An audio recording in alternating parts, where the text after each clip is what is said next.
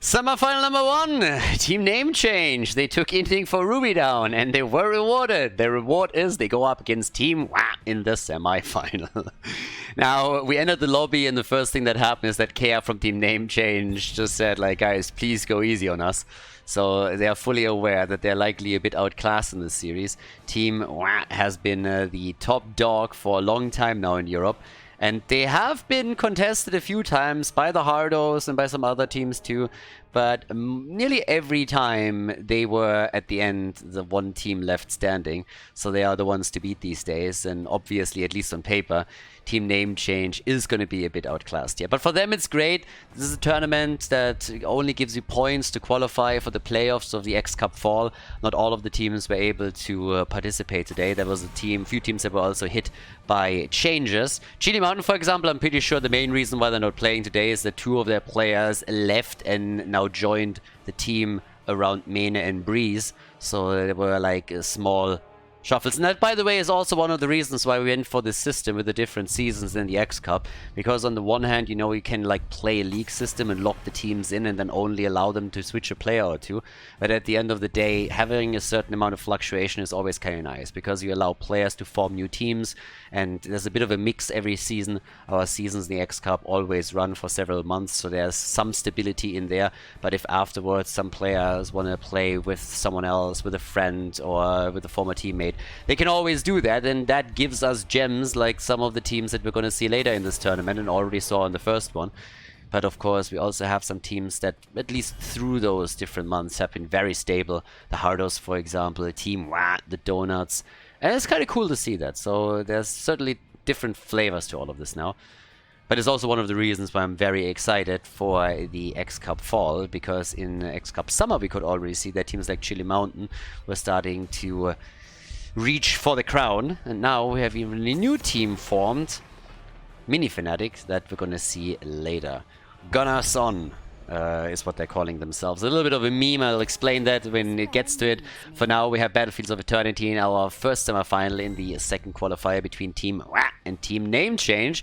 And it starts with the first pick into Liming. Now, Lulnara has been banned, so did Anubarak, so both of them are eliminated.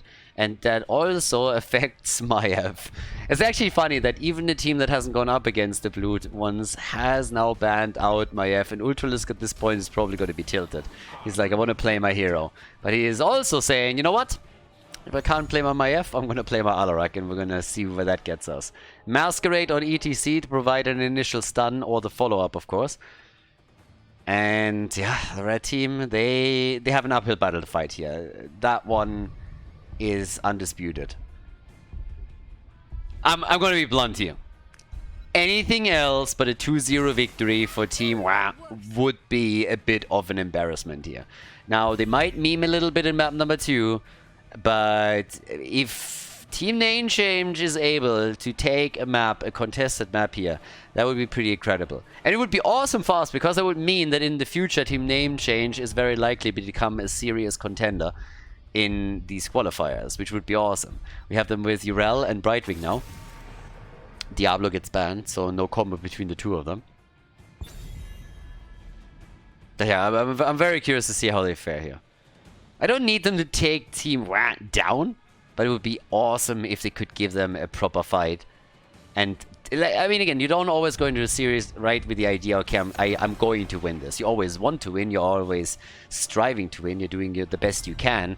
But if you're going up against an opponent that has a lot more experience than you and is on a completely different power level, at least on paper, one of the big things that you want to take from a series like this is you want to learn a lot. So you want to go up against them with the best you have, and then later on analyze the replays, see where you went wrong, when did it spiral out of control, where was the opponent better, is it something that you did, what mistakes were exploited, things like that. That doesn't mean that you're going to beat them next time, but at least it gives you some pointers of where you can improve your own coordination and your own drafting maybe, and that is already worth a lot and helps you to just progress over time and improve as a team. Now we get Anduin into the game, and we also have on top of that Arthurs for the side lane. So a lot of CC here already. So we get Arthurs with ETC and with Alarak, as also with Howling Blast, Power Slide, and the Alarak combo. A lot of stuns that they can use. Anduin, I mean, I want to see what the next damage dealer is, but theoretically we could also see Alarak with a full-on engage on his ult and then a light bomb on him. That would be kind of interesting. But Dino, then again, if he plays something like Genji, I still have nightmares of the Genji game that he played on Towers of Doom the other day. Then we could see Anduin with a light bomb, but instead we get Mal'Ganis. Mal'Ganis from Dino? I don't think so. Dino's likely going to switch over. Seems like Arthas and Mal'Ganis are currently contested by the two of them. We have Muradin and Reyna on the other side. Battlefield of Eternity, everybody. Game number 1 in the best of 3 at the first semi-final of qualifier number 2. Game number 1, let's go. The semi-final starts, and here we are with the left side team playing Dequaz on ETC, Dino on Arthas. We got Banana H on Anduin, Masquerade on Mal'Ganis, and Ultralisk is playing Alarak. Casper on the side of Team NameChange is playing Urel. We got Kea on Brightwing, Off on Muradin, Lopaka on Liming, and Honio is playing Reyna in the first game of the series. So we got a bit of an untraditional split topside now with Liming and Urel going on one lane. So not the normal 1-4 split, but instead we're having 2 heroes topside. Now I still expect that one of them is making the rotation down to the bottom of the map eventually, and it's most likely going to be Liming, who just pokes a little bit. So not trying to catch anybody off guard here. It's just an idea of getting some extra damage in for free at the start, which they now successfully did. At the same time, down here we got on level 1 the Guitar Hero. Proc-Rock is obviously still, in most cases, the preferred talent to be taken, but this is Battlefield of Eternity after all, which means that in a normal setup you're not going to get as many globes as usual. Unless, of course, you consistently win the objective and get the extras there, but you can't always bank on that. For now, the attacks are already going on, and as expected, at the bottom of the map, we also have, in addition to all of this now, our little play around, well, for now, in gank and a slide on Reyna, and he's down. I was about to say the play around the mercenary camp, but even before it came to the mercenary camp, we had 2 of them already caught, and that's the opening for the blue team that they needed. They get the easy kills off, and now they're also going to take the camp. So that's exactly the start that we pretty much expected. Good for them. Starting to move in here, and let's see what they can pull off. 2 kills to 0. They caught them completely off guard in the corner, and now they have an enormous amount of push power at the bot lane and established elite and experience, which makes matters even worse. Liming isn't at the bottom of the map to help out here, so everybody is just pushing for the towers, and this is a great opening for the blue team, as you would expect for them. I mean, again, these guys are very experienced. Has been the top team to beat in Europe for months now. And they show the patience down here. Muradin, most likely eventually going to drop that Stormbolt into it. Yep, and it's Alarak. Dequaza moved away from it. ETC is still sitting at the side and is hiding. Top side with a 2v2. And it is Arthas, who's already welcoming Urel and says hello. But Masquerade will have to help out because Dino is getting a lot of damage. But there's the Howling Blast, hits 2 with them. Yeah, so far so good. The early level 4 and a full team rotation towards the top, guys. I think we're going to see some red heroes die soon. On level 4, in this case, the Death Lord. And I see a lot of death and decay in their future. Yep, they're going to take the camp. Are they going to get kills? Brightwing is moving in, making it a 4 versus 5. They hit against Casper, and Urel gets away. Liming is all alone at the bottom of the map and is attempting to capitalize on that situation with a few hits against the wall. So Team Wah did actually not get a kill here. Yeah, they were not able to get a kill, and now they're hoping to at least take some structures down and drop those. Level 4 is ready for both sides. It gives us the Behemoth armor, and we have the Thunderburn. 2 kills to 0, and bottom of the map, Masquerade now going solo against Lopaka. I mean, it's a massive front line that we're seeing for the blue team. They pretty much don't have a real range damage dealer. They have a few heroes that have some poke abilities. That also means that they have to, of course, fully commit to attacks once that they're engaging into them. But it makes them tough to kill, too. There's a lot of hit points on their team, and it's a massive front line to keep some of the heroes alive. But yes, they need to make those commitments when they engage into a battle. It's always do or die. You can't just run and poke. You can't go into these prolonged poke battles against Liming. You have to make a commitment at some point, and that follows through on it. Yeah, a bit of damage against Jimmy, but it's not enough to really take him down here. Oh, but the power slide, alright. ETC, careful, they're trying to go for the body block. Nicely done by Li Ming. But it's not enough, and the Storm Bolt doesn't connect either. Li Ming is super low in mana already. She gets a few more shots through, but that's not enough. And as all of this happens, we see the blue team going for the Immortal and getting the halftime show easily. So yeah, they lock in the first 50% of damage on the Immortal. Team name change, chasing kills, but not locking any of them in. So that's a big problem for them right now. With them not getting the kills, that's a bit of an issue, and they're of course trying to play around this right now. But at least up to this point, it hasn't really happened here. Now, we have a leading experience for the blue team, and they're starting to go in again. ETC down here, by the way. What the fuck is Tequaza doing? Did he take? Yeah, he went for the crowd server. Look at that fucker. He went for the crowd server and is trying to take the fountain down, and Mirrodin has nothing on him. Mirrodin is just saying like, alright, whatever, I can't kill him anyways. So they're just moving away here. Look at that bastard. Dequaza is just moving in, says like, yeah, that's mine. Crowd server value right here. Changing the meta. They got the level 7 and they're looking for kills now as well. So yeah, the dirty EDC plays. As we have a kill against Jimmy. Is there follow-up? Nope. Yeah, Ultralis hasn't landed that many combos yet, and it seems like Dino's gonna die. And yes, he does. They got a little bit too cheeky on this one. Bit too optimistic, but they can kill Reyna. And it seems like ETC has done the same shit down here again. Dequaza has one job and one job only, and that job is kill all the fountains. So yeah, Dequaza moved straight down to the bottom of the map, went up against Urel and said, hey, crowd surfer baby, I'm gonna get value today. I'm gonna go for all the fountains. So now we have 4 kills to 1, and they take the fort. They've already taken the fountain down here at the top. But can they get even a few more kills? ETC, no. No! Are you serious? There is no way. There's absolutely no way. There's a spray. The spray, the slide, and the kill. Li Ming is dead. Brightwing is trying to fly away. And the fruit fly is eliminated too. Oh my god. They got the kill, and Dequaza. Look at him. Look at him. There's...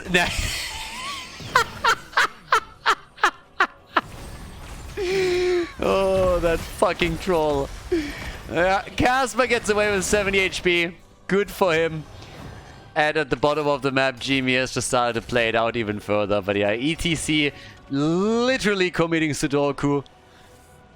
And after he died in the process of the Honorable Subaru, we now have level 9 versus level 9 around the next objective. So yeah, I mean, he tried. But against 3 towers, that might have been a little bit too much. It seems like ETC is magically drawn to fountains this game. So yeah. I mean, for science, right? For science. He was just trying to see if it's possible. Learned the lesson today. He's not going to do it again.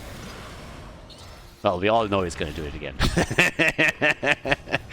Yeah. And up at the top, look at him. They're already sitting here. Already. Yeah. He knows where the fountains are. He knows where the fountains are. You think this guy cares about the keep? You think he cares about the core? He doesn't give a shit. He just want to go for that fountain. They're trying to steal the camp away, and they might be able to pull that off too if ETC helps out. But Dequaza, he doesn't care. Team is going for the fight. He doesn't care. He wants to take the fountain down, and he's going to fail there too, apparently. Oh, the light propagation to the back, and Brightwing is dead. ETC still doesn't give a shit, and he's not going to get the fountain, but the team doesn't even need him. The team doesn't even need ETC. They get Brightwing, they get Jimmy, and they nearly get Urali, who is now stutter stepping away because they stole the camp and ETC died and he didn't even get the fountain. That's just sad. That is just sad. Yeah, that's just sad right there. We get to disintegrate as well. We had Syndragosa come up in the last fight. And I already, of course, alluded to the potential deadly charge pick during the draft when we had the Yanduin set up. But yeah, they are just like trying to go for the memes here. Full on out. So yeah, they're going for it. Now we got 8 kills to 3. And here comes the play for Urel. But by the way, I love that Urel just B-stepped into in their face as she was able to steal the camp away from them. So Yrel was sitting there, was like, yeah, you might have killed 2 heroes, but I don't care because you didn't get the camp. I denied you right there, so screw you.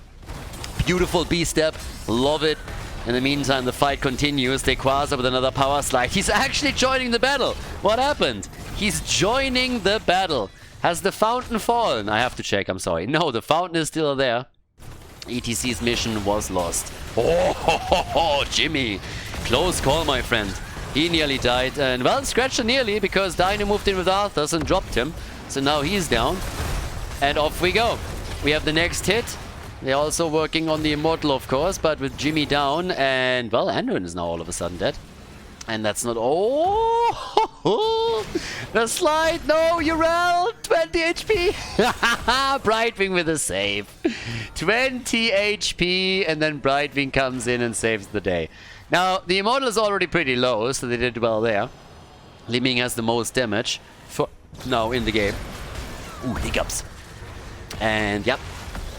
Yeah, still the leading experience. Oh! How is she getting out of this? Once with 40 hit points, once with 20 hit points. It is ridiculous. They're going for the gang against Brightwing, and she escapes too. Yeah, this is becoming a full-on meme. How are they always escaping here? Are you kidding me? He's Syndragosa so that ETC can go for the fountain, and it doesn't even work for them. But as all of them are following ETC, the rest of the team is simply going for the Immortal and is locking the objective in. So even with the Syndragosa, ETC is not able to pull that off. Talking about pulling, Banana is pulling Ultralisk out of harm's way, but he might still die, and indeed he does. But here comes the light bomb on Anduin. I think they're going to kill more than that, though. Yeah, Immortal is, by the way, already on the map and starting to do some work here. Yep, that's the end of Anduin. Oh god, more of them are dying. But the Immortal is starting to rack the bot lane. And as you can see up at the top, there's even some damage done towards the gate and the towers in front of the keep. Down at the bottom of the map, they're going full on the show here. Yeah, alright, Git. Full on commitment here the entire time. And here comes ETC. Moo. The crazy cow is in the house and slides right in front of the towers for the extra damage.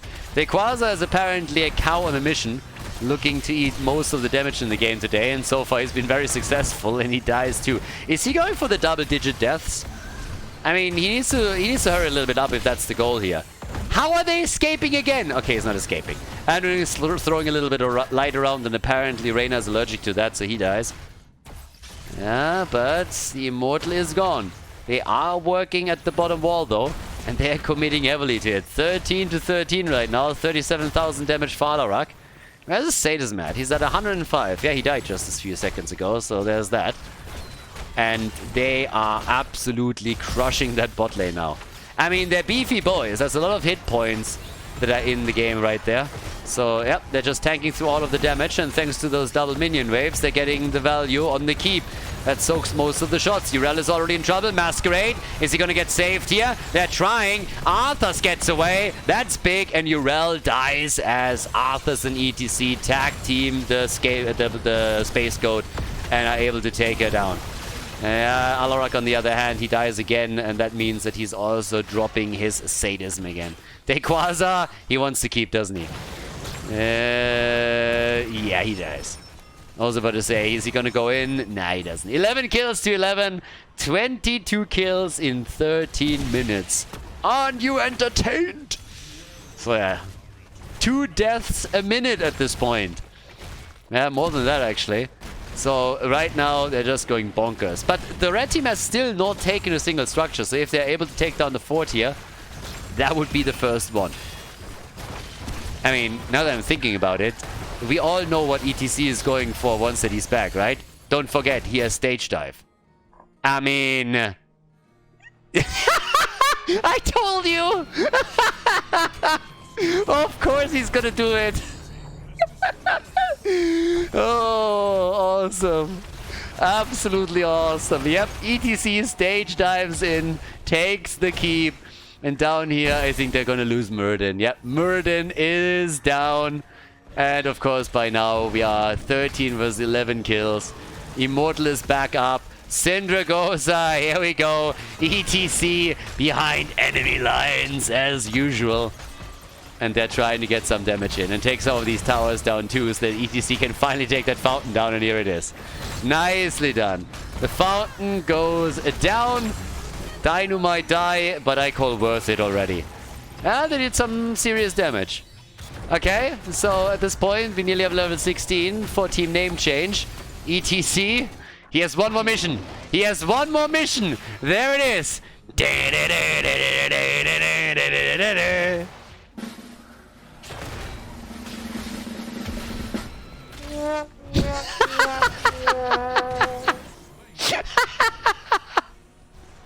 Get wrecked! Oh god, it's too good. It's just too fucking good. Down here, Dino, pretty much solo. Half the team is at least going for the Immortal, so there's that. Anduin completing his level 4, but the Space Goat goes down. Space Goat is eliminated. We got the level 16 talents now on both sides. ETC back in 12 seconds, and we all know where he's gonna go. Yeah, ETC is gonna be at it again. Down here, they try to go for Dino. Catapults are everywhere. Oh, Jimmy is topside now.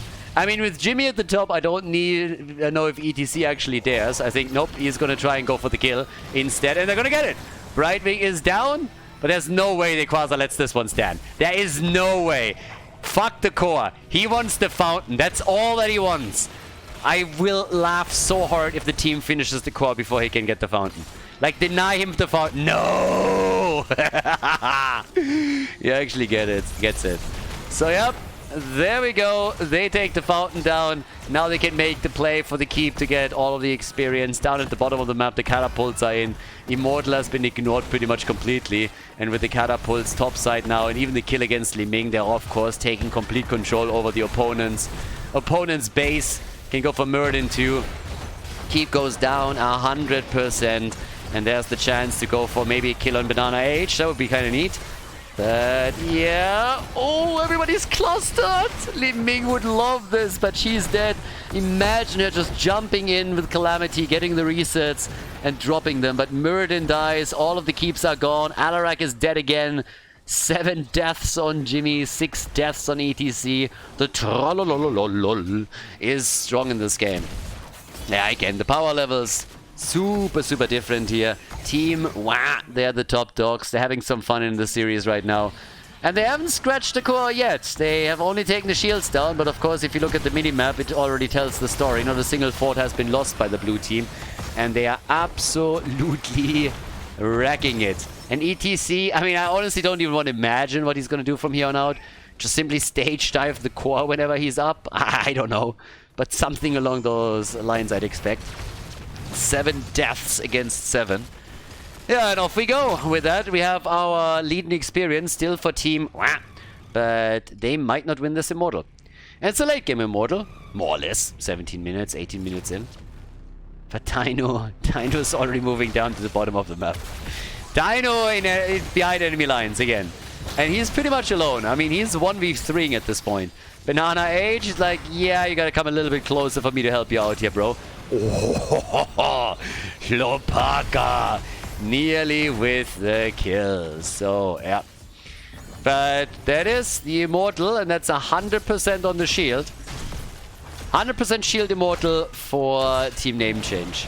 It would be hilarious if they would be able to win this game. Now, this Immortal is not going to win the game. It might, if they're lucky, get a keep. Now, if they're really lucky, if they can prep the top lane a bit, if they can push through properly, they might be able to get that. ETC, by the way, has stage dive up and is pushing the bot lane. That forces Urel to defend. So if they Quasar once, they can jump up to the top and turn this into a 5 versus 4 battle. And Urel can't do anything about it. And Urel is already losing the battle against ETC at the bottom of the map in the first place, just saying. So she's already struggling a bit against him, and there's a camp coming in too. It's not only ETC and those catapults. So up at the top, the 4v4 is actually going well for the red team now.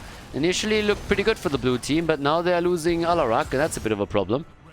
Yeah, Urel loses the 1 versus 1 up to this point. And ETC can just make sure that the catapults are gonna get some damage.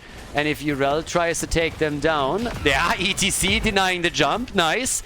And the core is about to lose the shield and maybe even hit points. Urel takes one catapult out. Keep at the top is low. So is Dino. But he is able to make his way out of the fight. It's a 3v4 at the top. And the red team might actually lose the 3v4.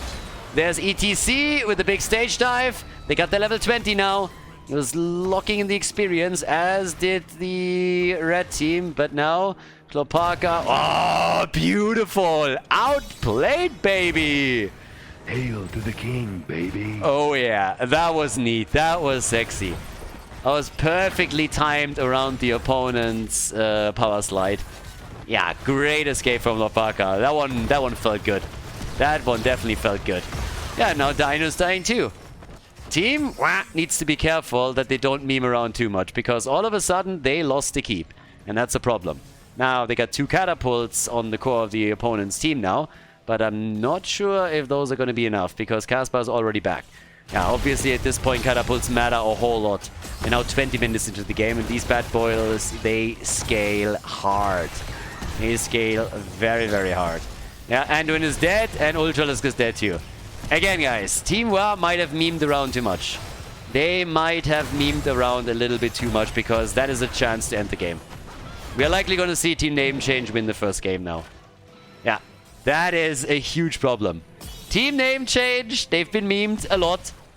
And there's only Masquerade that is still alive. So, yeah, blue team, they overdid a little bit with the funsies. They are the favorites in this one. They drafted a full melee setup. They trolled around half the game. And now they will likely lose the first map as a result. They overdid it a little bit, and in the late game, every single kill matters. The death timers are high. And here comes Team NameChange with a win on map number 1. Good for them. Good for them. Nicely done. Well played. Team NameChange. They take the trolls down, and they force Team to play for real in game number 2. Good on them. GG, and well done by the red team. Before we head into game number 2, make sure that you subscribe to the channel if you haven't done it yet, so you don't miss out on any future content here on Khaldor TV. Well, the boys overdid it a little bit. 2 with the Spider Queen. Map number 2. Team NameChange is in the lead because Team thought they could troll a little bit. And, well, troll they did, and they trolled way too hard, and they got punished for it. So I hope that they had some fun, because now they have to try hard for 2 games in a row. Or they might find themselves in the 3rd place decider. I would actually laugh really hard if Team NameChange had some crazy cheese strategy for 2 with the Spider Queen, where they could come in and just absolutely crush them. So, yeah, that's interesting now. I mean, we got Stitches already banned. We have also the ban on Junkrat, who's just a pain in the ass on 2 with the Spider Queen, with the constant interrupts that he can throw out there. Greymane gets banned too. Okay. They're quick on the bans. They banned Greymane and they banned Stitches. Are they gonna go for a Cho'Gall here? What's happening right now? I swear to God, if they are picking Tychus and then, I don't know, pick Leo away, all of those guys, then yeah. If I see Greymane banned this early, my head goes always like, wait a second, what are they trying to do here? I mean...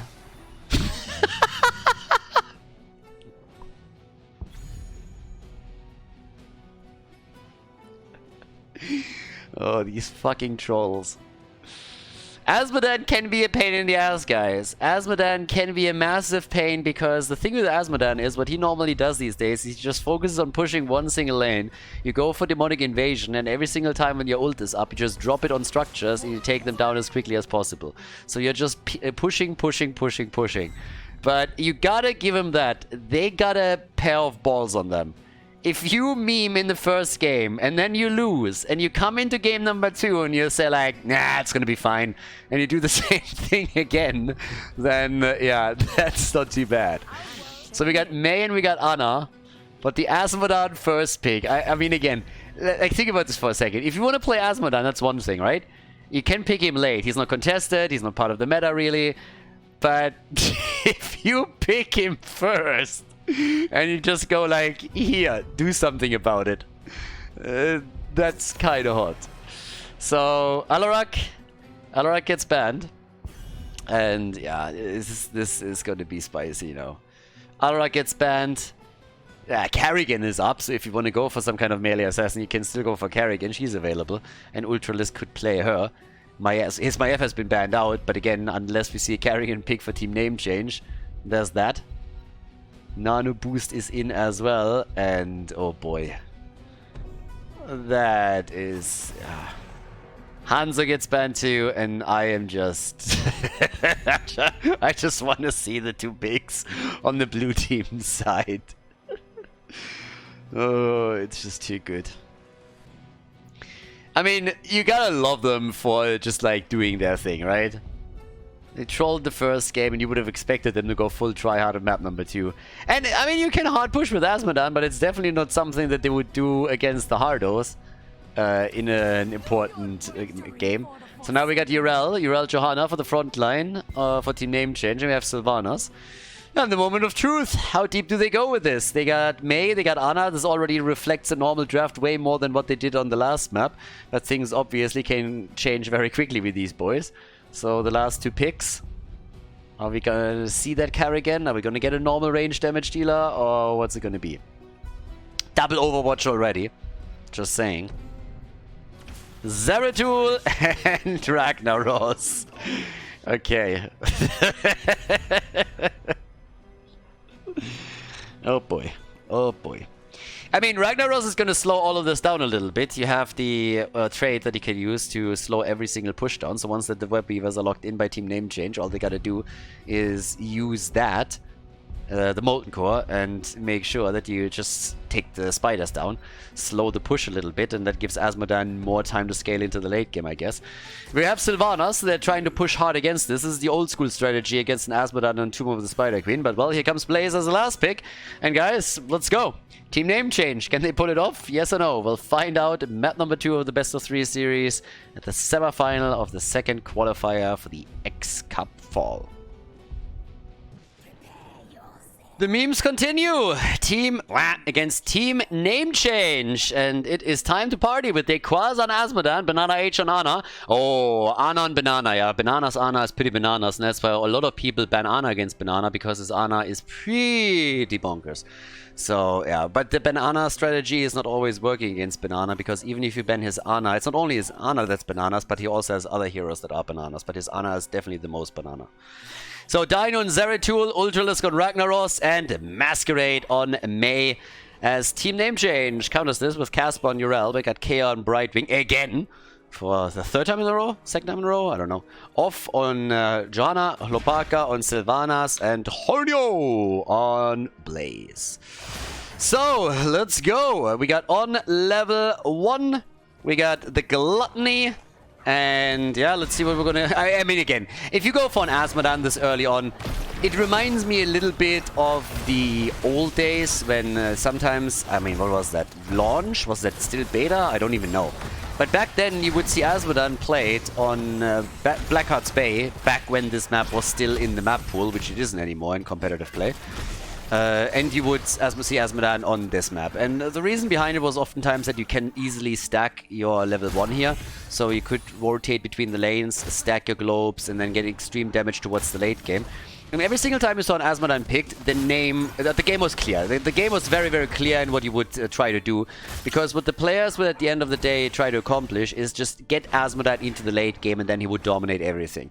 And the opponent's team would counter that by trying to play heroes that were exceptionally good at pushing and ending the game early, trying to prevent that from happening. And if you can pull that off, then you were able to win it. But this reminds me a little bit of it. Now, Azmodan isn't as strong anymore. But obviously, once he's fully stacked, it can really do that late game damage. He still becomes a pain to deal with.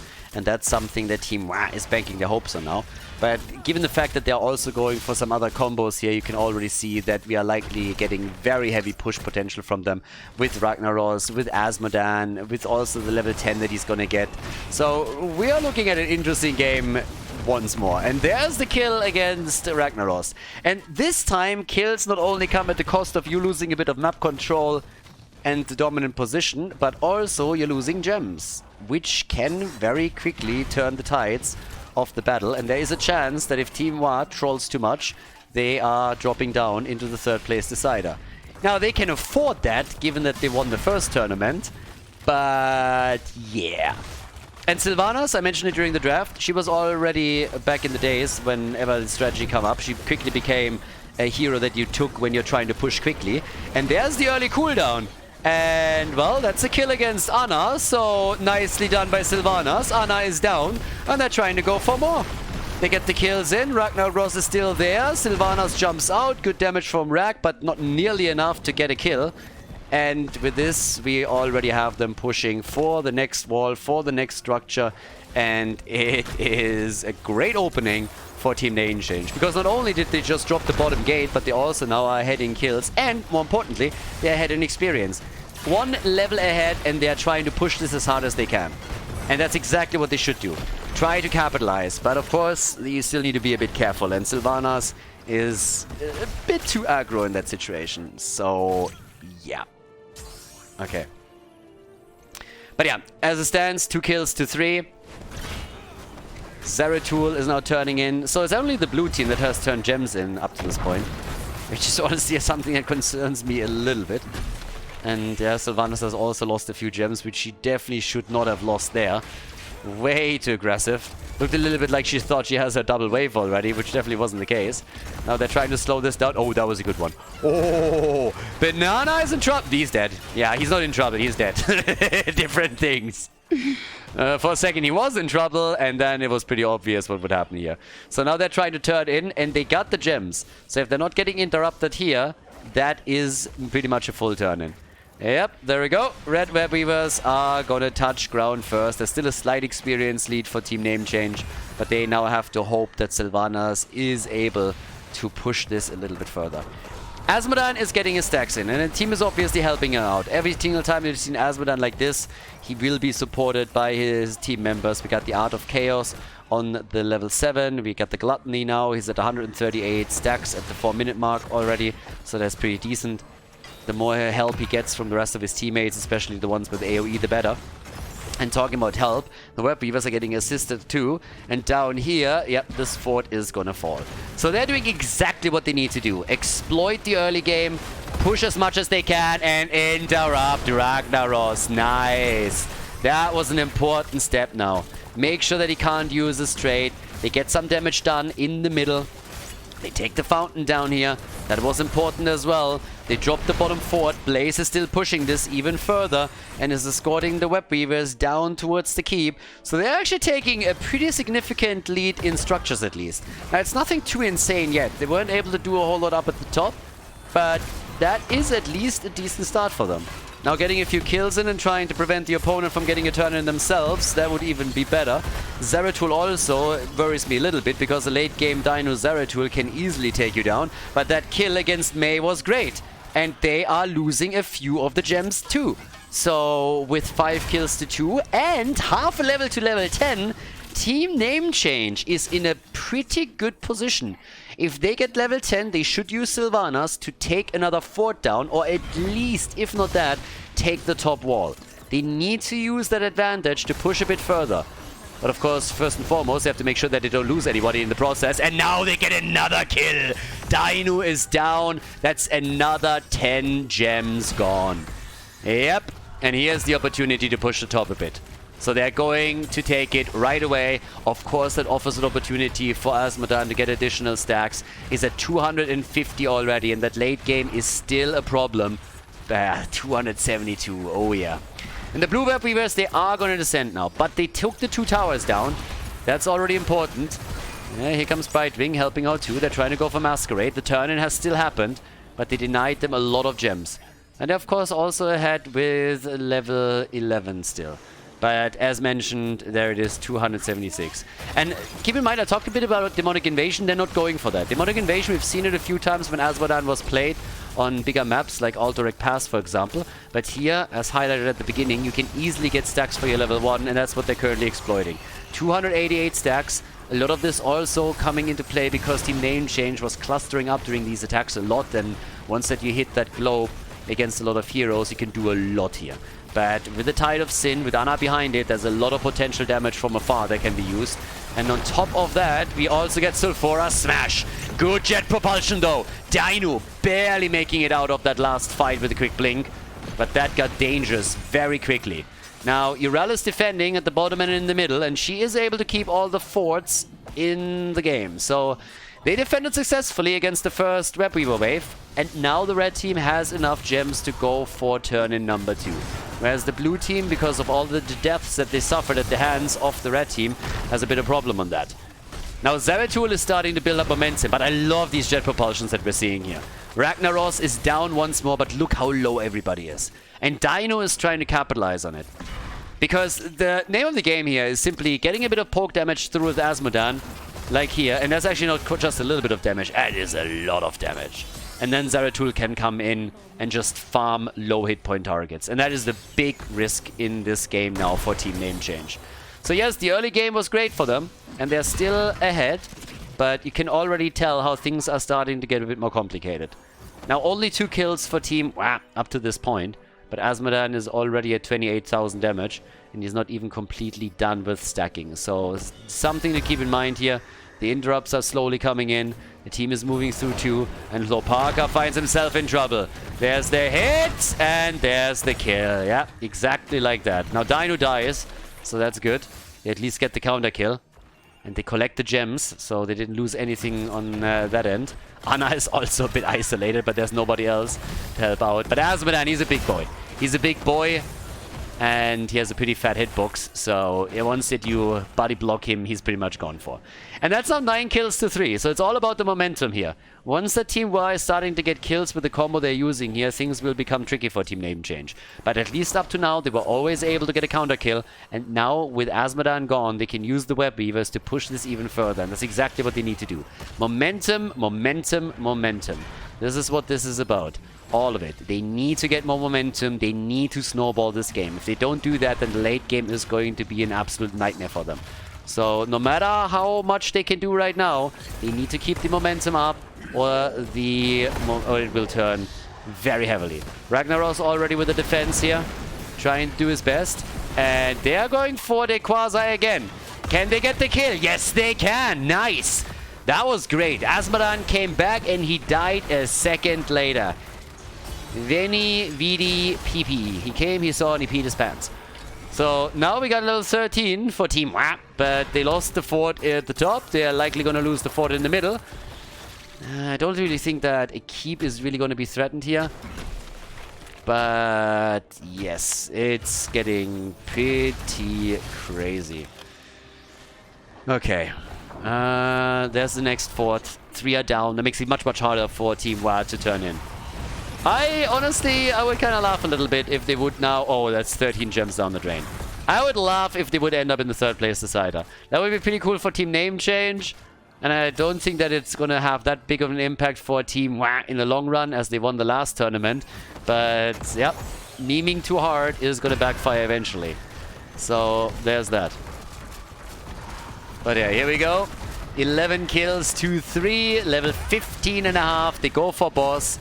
And there is just tons and tons of momentum now. If they also get the turn in, that would help a lot. That would absolutely help a lot. So right here, boss is about to be taken. Now they can go for the turn in, but already in the middle, here comes the damage. Dino wants to get a fort. They're pushing them back, but even at the bot lane, they got to be careful, because that's a big pressure play with Siege Giants and all of the wave clear that they have. Web Weavers are going to be brought to play. Actually, only if Casper turns in too, and so far he hasn't, so he needs to be the one that does that. Pushes that into the fort range. Top side, a little bit of damage done. This is a very early boss though, keep that in mind. I mean, it always looks great if someone takes the boss, you're like, oh my god, they're going to do so much with it. And then you realize that it's a 10-minute attempt, and that just isn't enough. Dino, okay, gets an interrupt, gets a few hits in. They need to control Zeratul if they want to get the turn in. Yep, there's another interrupt. But now they're going to run out, and the Web Weavers are going to touch ground. And that all still comes with a level 16 talent advantage. Yep. 36,000 damage for Sylvanas, and that's the big one. At this point, you need to try and get a keep. As I said, you need to keep the momentum up. And I know there's a couple of people watching this, and they're calling me crazy, and they're looking at this like, what are you talking about? They're clearly dominating.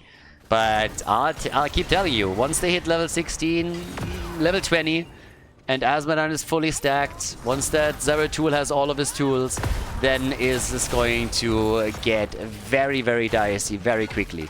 All the Team Man needs then is a few kills and they can swing the momentum. So right now, you need to absolutely keep the reins in this game. You need to control it. That was always the most important part with these combos, and it still is. Look at Dino. He's already in the backline taking the Web Weaver down. In the middle, you have Ragnaros defending. That's what he's here for, using that trade to slow all of these pushes down. And that entire turn-in has pretty much done jack shit up to this point. They got a tower or two at those gates, but that's it, and that's not enough. So now we got the total annihilation in here, and in addition to that, we got the Void Slash, and that makes everything already so much scarier. 3 kills to 11, and this entire turn-in, plus boss, has pretty much done nothing. Yeah, they went through the wall and they did a little bit of damage at the keep. But even with the Web Weavers and the boss at the top lane, they couldn't take it down. So now it's time for the blue team to try and take a foothold here. They are still 1.5 levels behind. That's a gap they gotta bridge. But Azmodan is done with his quests. He's completely done. Completed level 1 a long time ago, and he's also done with his baseline. So once that he hits his level 20, he's going to capitalize on that damage even further. And that's where it gets tricky. So, yeah. Zeratul, he is the one who's going to try and get all of the damage out. Ultralisk has 22 gems. The objective for the blue team has, of course, to be to turn in now. Ice Wall is missing. Yeah, nice, nice. They got Zeratul with this one. That's really important. Jet propulsion and the kill. That one was a huge, huge kill right now. NameChange takes Zeratul down. Wow, perfect. Absolutely perfect. They get a fantastic double kill. I love these jet propulsions from Hornio here. Throughout the entire game, his jet propulsions have been on point. Absolutely on point. If they don't kill Zeratul, he is ripping them apart. We saw it in previous fights. The only reason why they didn't lose more heroes was because Zeratul was not high enough yet. In that case, they kill him first. They take the gems away. 22 gems on Ragnaros, and they kill him too. They sacrifice the fort in the middle of the map. They're likely going to lose a little bit down here at the bottom, but they get the keep. And now the question is, how much further can they go? They got Sylvanas. They need some kills, and another stun. And down goes May. Beautiful play from them now. Nearly killing Banana H here too. Casper wants him. Bam! Flattens Anna like a pancake. And here's the move. The move for core or for keep. They're closing in on level 20. 2 of them are down. They gotta be careful here. They try to go for core. They try to end it. They try to go to the grand final right here, right now. And they get another kill. Ragnaros is dead. Zeratul is trying what he can to turn it. And the kill against Sylvanas. Yes, there he is. Azmodan with all the damage. This isn't over yet. They're trying. And May is back in 10 seconds. Zeratul is low. Zeratul! And they kill him. That has to be game. The trolls get murdered. Team, they were trolling too much. And now they drop down into the 3rd place decider. They had some fun in game number 1. They continued with the memes in game number 2. They get punished for it. And Team NameChange moves to the grand final. GG and well done.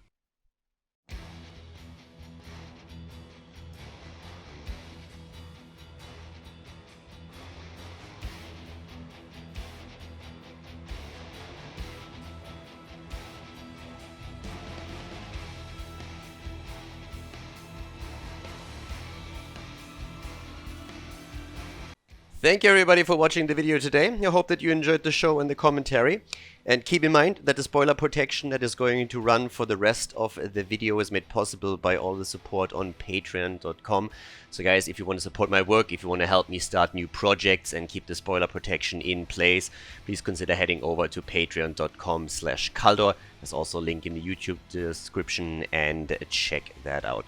Thanks in advance, and see you guys next time with more esports coverage here on Khaldor TV. Have a great day.